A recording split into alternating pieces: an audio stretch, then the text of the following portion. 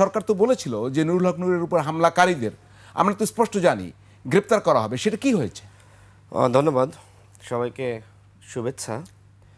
আমার সাথে স্বরাষ্ট্র সচিবের বেশ কিছুদিন আগে কথা হয়েছে। তিনি আমাকে জানালেন যে 16 অক্টোবরের মধ্যে তারা একটি তদন্ত রিপোর্ট তারা সরকারের কাছে বা যারা কমিটি গঠন করে দিয়েছে তাদের কাছে তারা পেশ করবেন।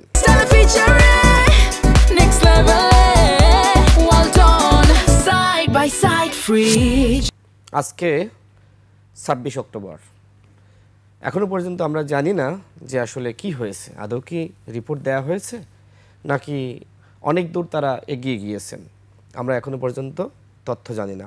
তবে দুঃখজনক যে এতদিন হয়ে গেল, প্রায় 2 মাসের কাছাকাছি সময়, এখনো পর্যন্ত কাউকে গ্রেপ্তার করা হলো না। আগামী 29 অক্টোবর 2 মাস হতে যাচ্ছে। নুরুল হক নূর একজন জাতীয় নেতা, ডাকসুর সাবেক ভিপি, গণ অধিকার পরিষদের গণ অভ্যুত্থানের যে ভূমিকা 2018 সালের যে কোটা সংস্কার আন্দোলন, সেই আন্দোলনের নেতৃত্ব নুরুল হক নূর, আমরা যারা গণ অধিকার পরিষদের শীর্ষ নেতৃত্ব আমরাই দিয়েছি। এবং এই 18 সালের কোটা সংস্কার আন্দোলনের কারণেই 24 সালে আবার যখন কোটা ফিরে আসে, তার প্রেক্ষিতে বাংলাদেশে গণ অভ্যুত্থান রচিত হয়। অর্থাৎ এই গণ অভ্যুত্থানের প্রেক্ষাপট রচনা করেছে গণ অধিকার পরিষদ তথা ছাত্র অধিকার পরিষদ। এবং সেই দলের সভাপতি তিনি আক্রান্ত হওয়ার পরেও সরকার শুধুমাত্র নিন্দা জানান, এটিও আসলে নিন্দনীয়। সরকারের উচিত ছিল বিচার করা। তাহলে সরকারের রোলটা কি? মানে আপনাদের তো এটা তো সবার সরকার আপনারা বলছেন সব মিলে, তো সরকারের রোলটাকে যদি আপনি ব্যাখ্যা করেন কি করছে তাহলে? কাদের সাপোর্ট করছে সরকার?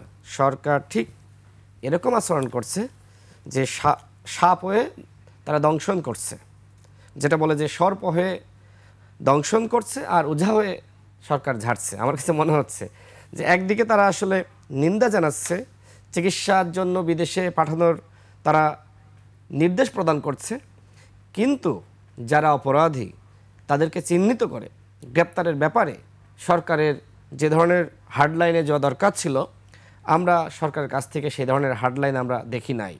নুরুল হক নূর যেভাবে আক্রান্ত হয়েছিল, তিনি বাঁচতেন কি মারা যেতেন আমরা জানি না।